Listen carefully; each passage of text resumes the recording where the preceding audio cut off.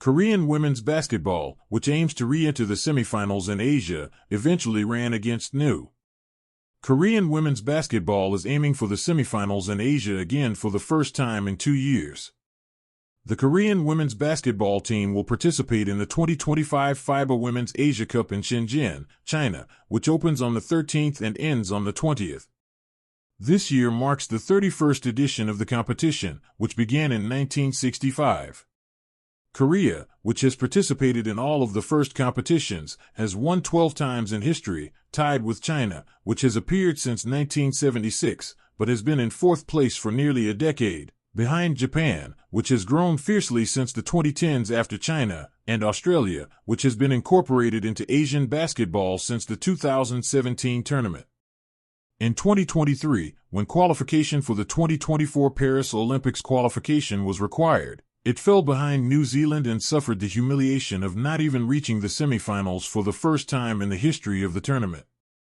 The winner of this tournament will go straight to the FIBA Women's World Cup Finals in Germany in September next year, and the 2nd to 6th ranked teams will be given the qualifying tournament. But the goal of this tournament is to re-enter the semifinals in terms of restoring honor. With a total of 8 teams participating, South Korea, ranked 14th in the FIBA rankings, belongs to China, 4th, New Zealand, 26th, and Indonesia, 57th, in Group A, Australia, 2nd, Japan, 9th, the Philippines, 44th, and Lebanon, 54th, will compete in Group B.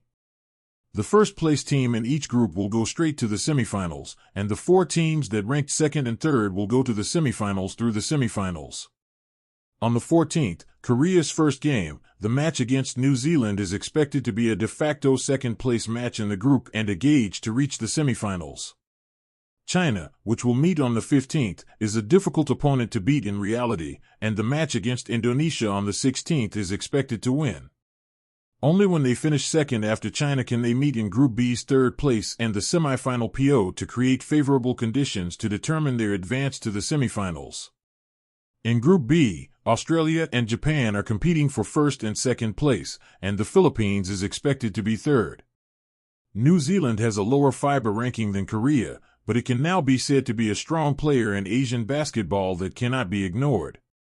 2 years ago, he met New Zealand in the first match, but his expectations were twisted with a 64-66 loss, and after finishing third in the group, he was defeated by Australia, which he met in the semifinal PO, and finished 5th in the final. New Zealand is well known for improving its skills through regular match exchanges with neighboring Australia and Japan. However, center Penina Davidson and shooting guard Cherise Ledger-Walker, who slammed South Korea with 24 points and 20 points, respectively, in their showdowns 2 years ago, will not participate in the tournament. Instead, forward Ezra McGoldrick, who also played in the WNBA, is considered the top target of alert.